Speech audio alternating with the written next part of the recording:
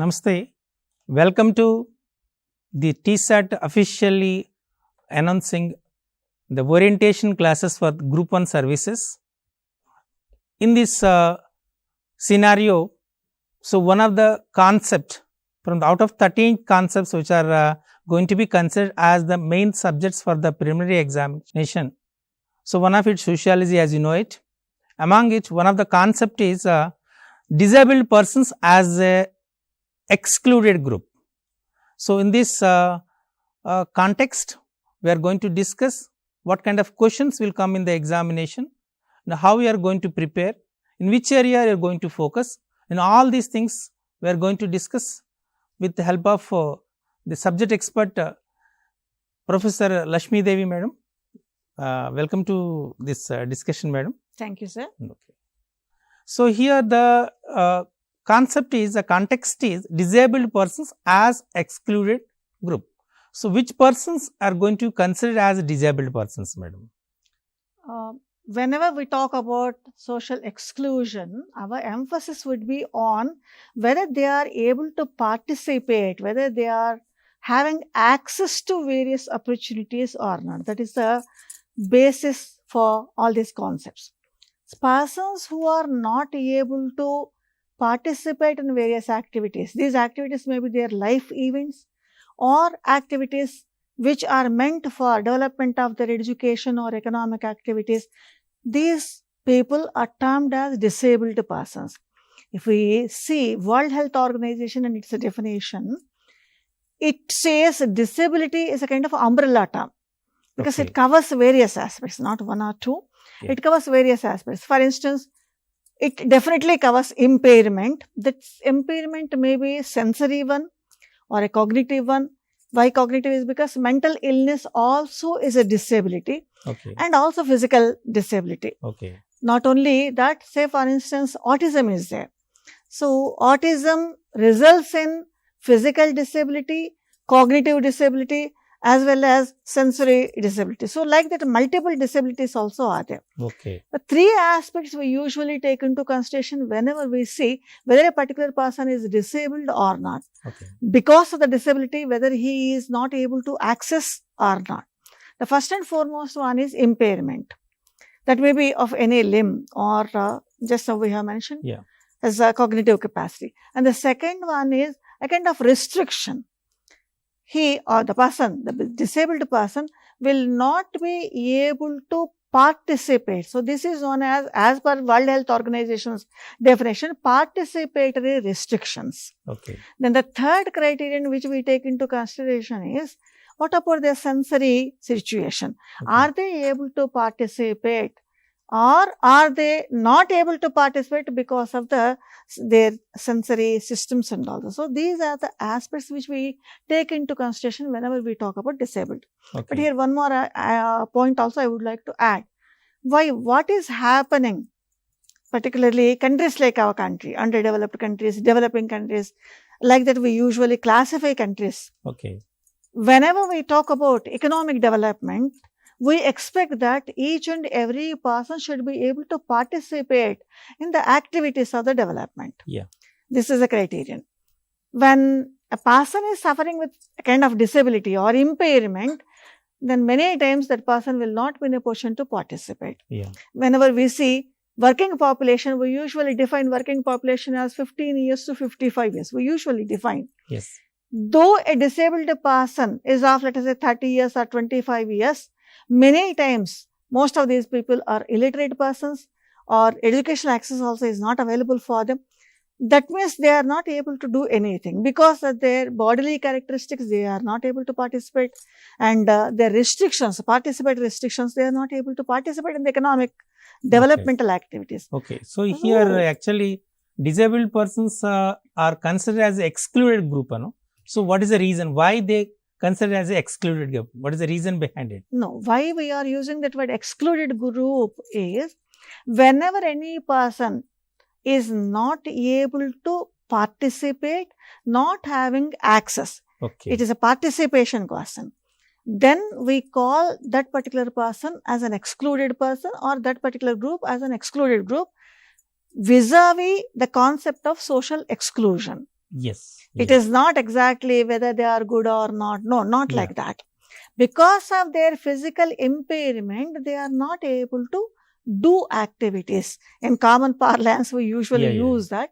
But whenever we refer this not able to do activities, we refer it as social exclusion. Okay. And why we are using this word is because each and every government is under a duty to include each and every person of the country.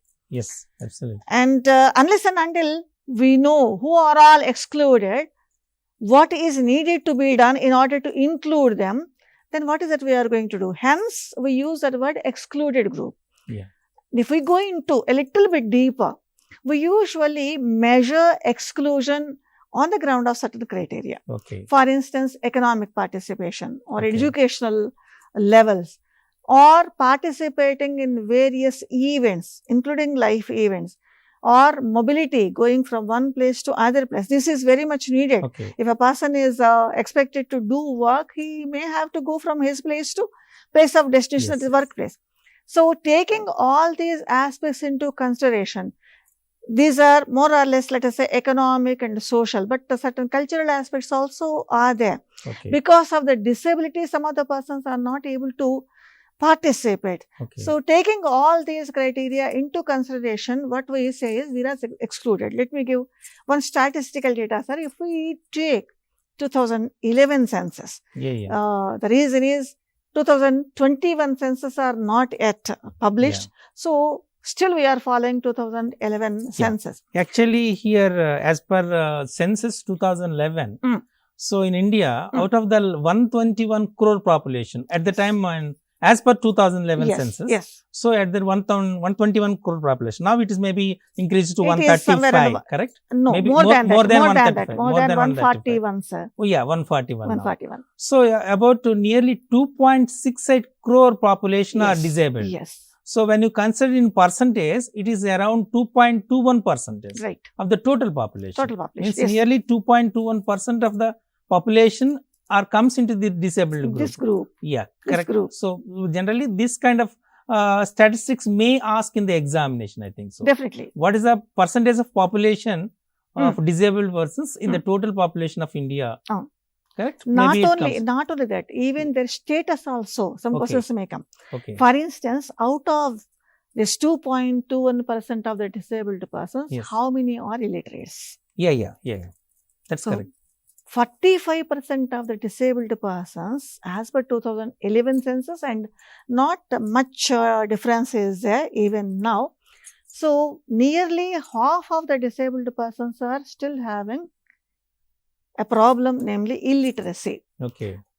This is not only a statistical phenomenon, but it has certain ideas related to their position also. Not only that, we are having certain programs for the educational development, and some questions we may expect even on this. The statistics will become relevant. So, how many graduates are there among the disabled persons? Yeah. So, now I am going to share the statistics, that is, and during 2011, an increase in the number of disabled persons was observed both in rural and urban areas and also among males and females. The share of disabled persons in the total population as well as in the male and female population also increased in this during this period. So, it is increased in both male and female also. Both. Correct? In rural area and urban area. As well as also. urban areas. The census 2011 revealed that in India, 20% of the disabled persons are having disability in movement, motor skills. Correct? And 19% are with disability in seeing, visually they are visually handicapped. And another 19% were the disability of hearing, and 8% has multiple disabilities. Yes, sir. So, these statistics are very important, correct? Yes. So, generally they will ask this kind of questions. Maybe how many persons are physically percentage. In the movement they are disabled, 20%. Yes. How many persons are disabled in seeing, 19%. How many are multiple disabled, 8%. Correct? Like the questions may come in the examination. Yes, sir. So, all aspirants, they have to prepare these statistics for the examination point. Sometimes, I mean, the question pattern also is that they may give certain statements. Okay. For instance, out of disabled persons. Yeah. This is a percentage of, let us say, motor skills disability, Yeah. or mental illness, or autism, or other types of disabilities. So the students will be asked whether these statements are correct or not, which statement is correct and which statement is not correct. So that is the reason students, it is better if they learn these statistics. And not only that, multiple disability. Sometimes an examiner may try to test a person.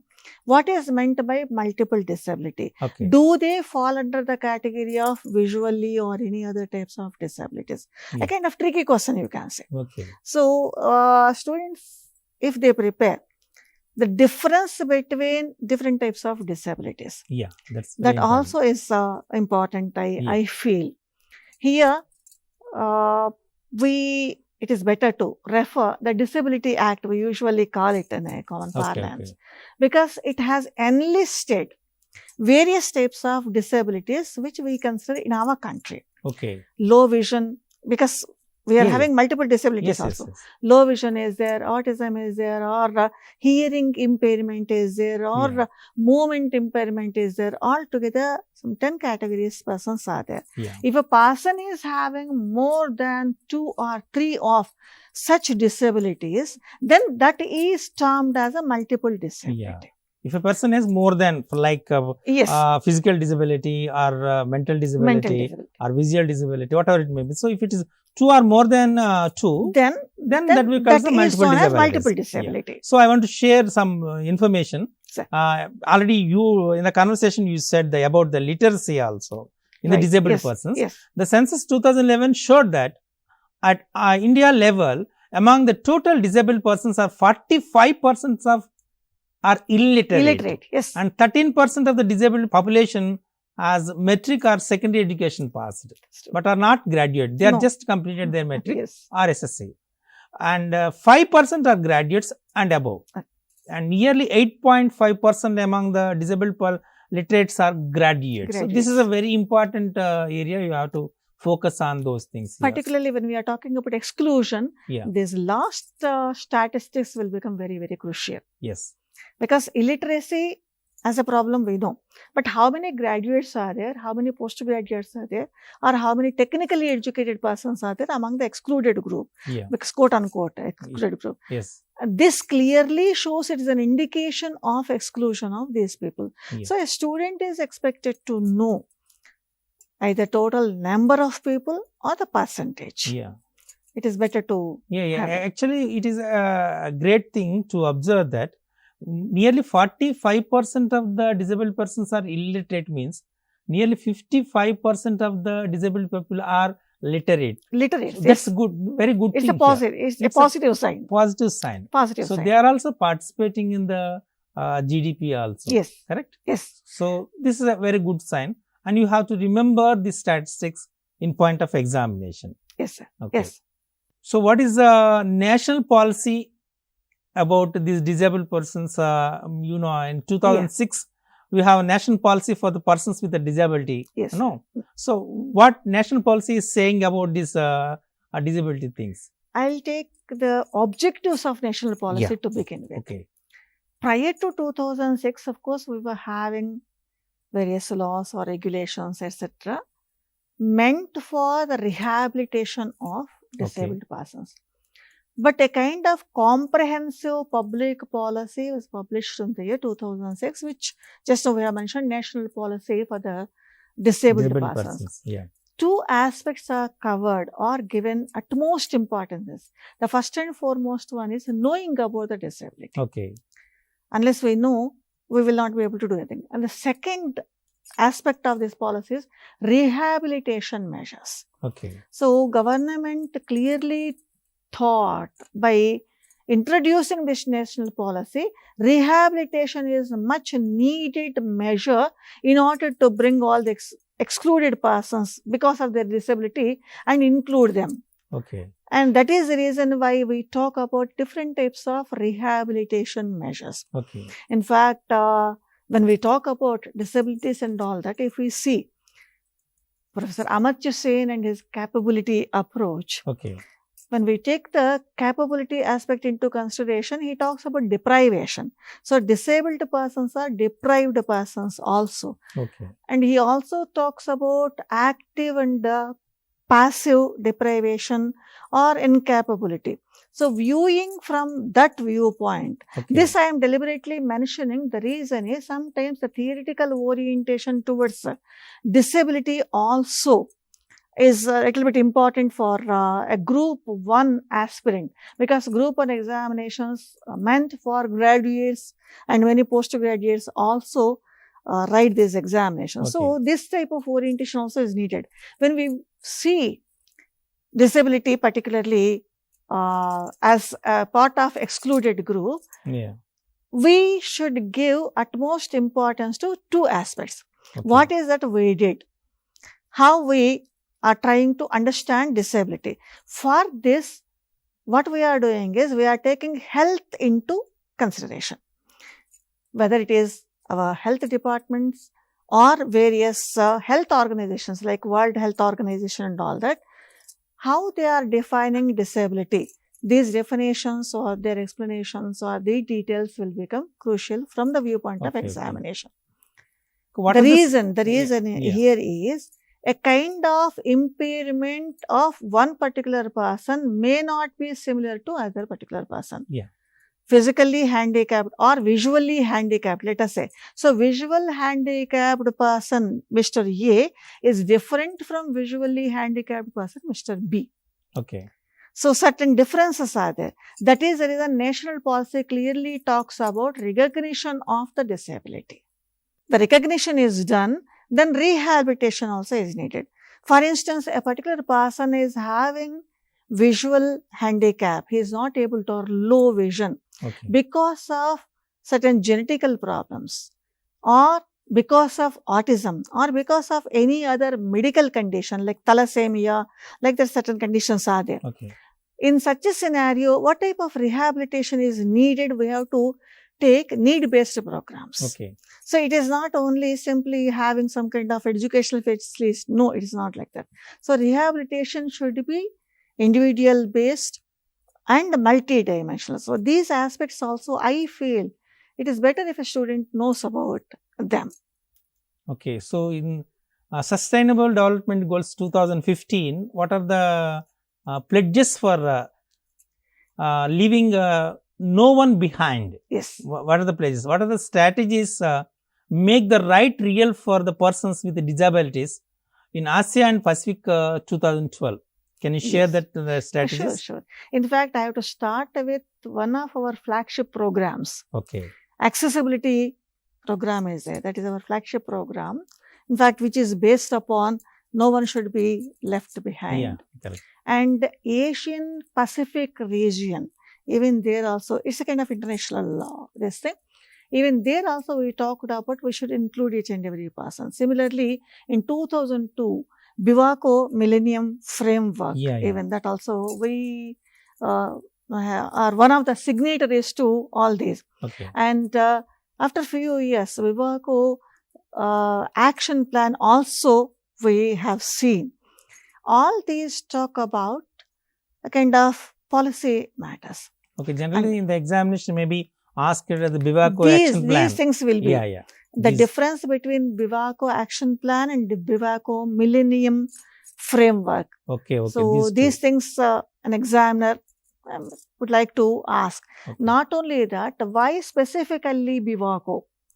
Because even 𝗬𝗏 also is linked with Asia Pacific region. At the same time, we are also having some kind of conventions related to Asia Pacific region vis-a-vis disabled persons. So, what is the difference between these two? Even this also.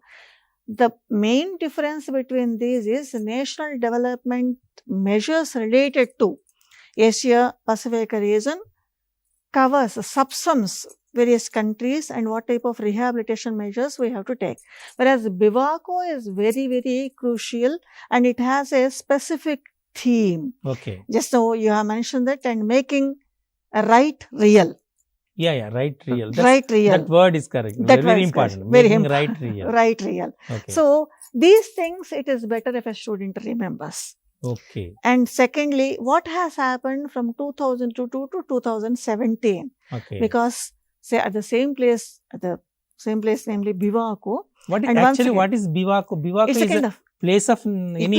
place of. It's a place. It's a place. Okay. And even that also, the complete name of Bivako Millennium Framework is once again National Development for Disabled Persons of Asia Pacific region only. Okay. But at that time, two things are there. One is our millennium was started, and our 17 Millennium Development Goals also are there. Okay. It is very clearly mentioned in this 17 Millennium Development Goals that each and every person should be able to participate. That is a major thing, including there should be disability eradication also. Okay. So that is the reason we started. If you see preamble, I suggest the students to go through the preamble of Bivako Millennium Framework, because it gives a kind of framework which most of the countries, signatory countries, are following. Okay. So here I am sharing the definition of the disability. Yes. A disability is a result of the interaction between a person with a health condition and a particular environmental context. Individuals with similar health conditions may not be similarly disabled or share the same perceptions of their disability depending on their environmental adoptions. So, Yes. okay, can you explain about this Here- definition about the disability? Yes, sir. Here a student is expected to emphasize or learn, because most of the critical questioning Yeah. skills will be tested here. Okay. Because disability, anybody can define it. It's not Yeah. that difficult.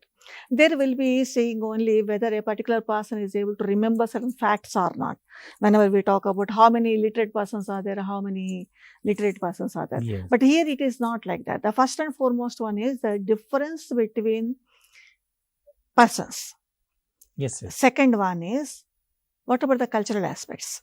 Because the impairment will be looked in a particular way, in a particular cultural context, that may not be in another cultural context. Okay. Let me take a simple example. Let us say a visually handicapped person, male and female. Both of them are visually handicapped persons. Yeah. But male members and about that particular person, the society's perception is different from a female member. Okay. Sometimes this may result in some other types of problems also, some other types of exclusion also. So on the basis of gender, a female visually handicapped person may face more problems than a male member. Okay. Here I am not going into gender inequality Gender and all bias, that, but it is a kind of cultural perception. Why this? A student is, it is better if he is able to understand the situation. Many times what happens, here we would like to see the link between disability as an excluded group and also other social situations. Yeah. In some other context, a student probably studying about female infanticide. Yeah. It is not directly linked with a disability. I know Mhm. that. But at the same time, sometimes this disability may result in infanticide. The disability may result in malnutrition. Okay. The disability may result in completely, let us say, not at all sending a person out. Okay. So, when a child is not given any chance to develop, then obviously the child will have, because of his impairment, will have less growth and his development will not be, and it's a violation of child rights. So Yeah. here what we are saying is, when we see this definition, these three aspects, what is disability, how it is viewed by the cultural society, and the differences between disabled persons. Here once again, let me take a simplest example, urban and rural. We were talking about the statistical profile of urban disabled persons and rural disabled Yeah. persons. And we discussed about the increase in the number, male, female. Yeah, it is increased. Male, female. So in urban areas, at least access to certain opportunities is available.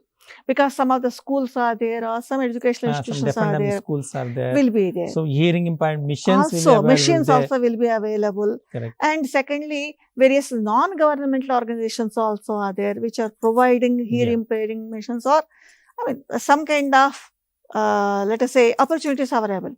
But this is not so in case of a rural area. Yes. Second one is awareness. In urban areas, at least some kind of awareness or levels will be high. Whereas in rural areas, even these awareness levels also are compared to urban areas are less. So here what we are saying is the second aspect for critical questioning is, are rural handicapped persons are similar to urban handicapped person? A student would have to see this also. They both are not same.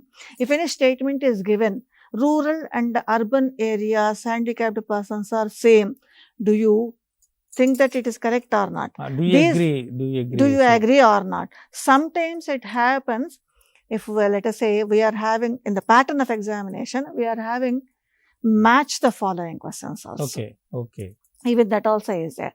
So when we talk about match the following, visually, since we are taking it only as an example, I am taking visually handicapped persons and they are having lack of access in both rural and urban areas. Let us say such answer is there. Then obviously the student should use his critical questioning method. Here the answer is not correct. Both are not correct. Both are not same. So a student must be able to understand the difference here. That is, there is that definition of disability is having 3 dimensions. So here the World Health Organization given a definition about the disability. So the disability is an umbrella term covering impairment, activities in limitations and participation restrictions. An impairment is a problem in a body, function or structure.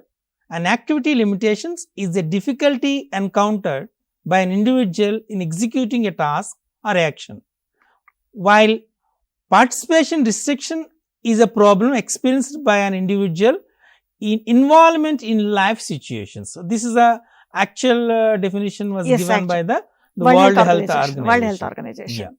So can you what kind of questions they may ask in this preliminary examination from this definition, based on this definition on disability? Yes, we are having 3 different types of questions in our preliminary thing. One is of course direct question. What is meant by disability? The entire definition may be given or part of definition may be given, and what do you mean by that? And some multiple answers, disability or specific disability, that is one question. That is a simple one. Or moderately difficult question you can say. But we also are having a set of questions where we'll be giving them some statements. Disability includes participatory restrictions. Statement number 1. Disability includes some other type of this thing, that is individual restrictions and all that. When such statements are given, then the examiner would like to test whether a student is having, aspirant is having enough idea about the concept of disability or not. So here a student is expected to learn all these aspects, then only he will be able to answer such question. And third type of question is sometimes in a negative way it will be given. Disability does not include or some definition related to that.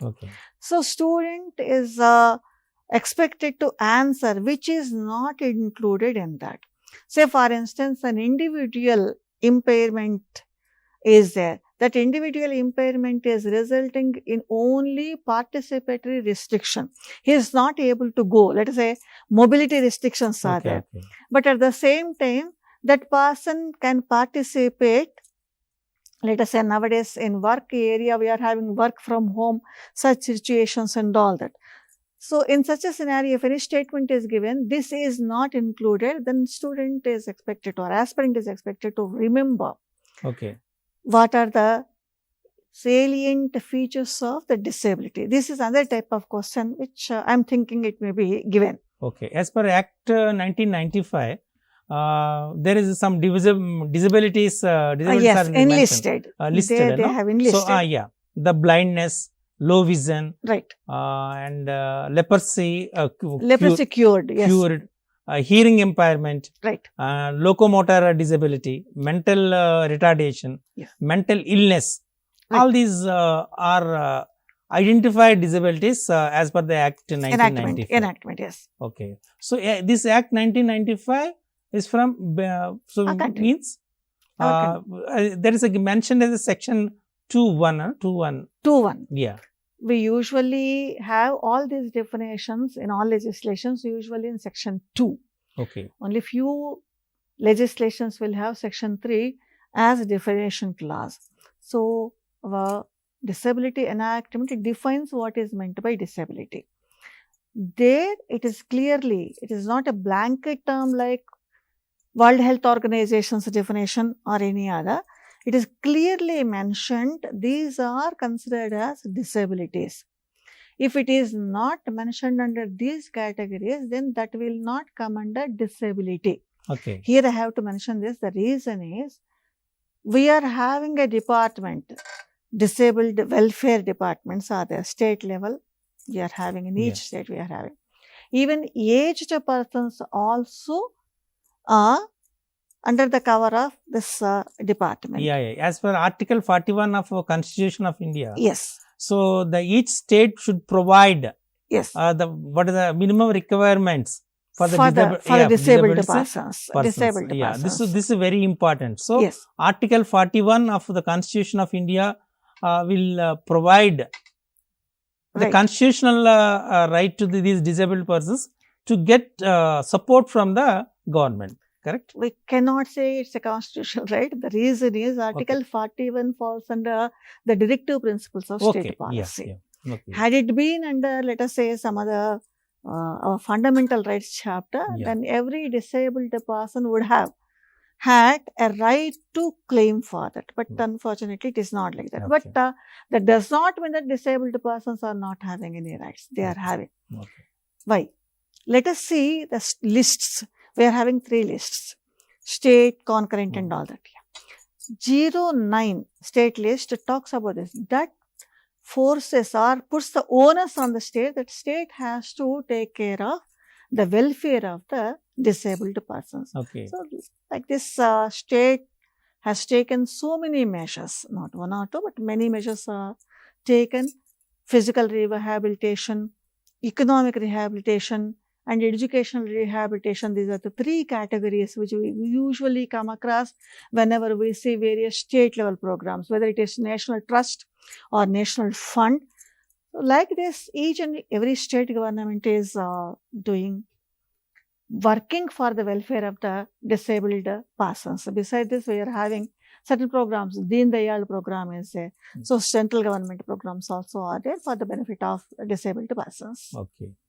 Okay, thank you, madam. So, thank you, participants. So, we will meet with another concept based on the social issues, gender biased, all these things. So, now we discussed about the disabled persons. So, we have discussed with the another one. Madam given valuable information. So, this information definitely useful for all the Group 1 services aspirants. Thank you. Thank you.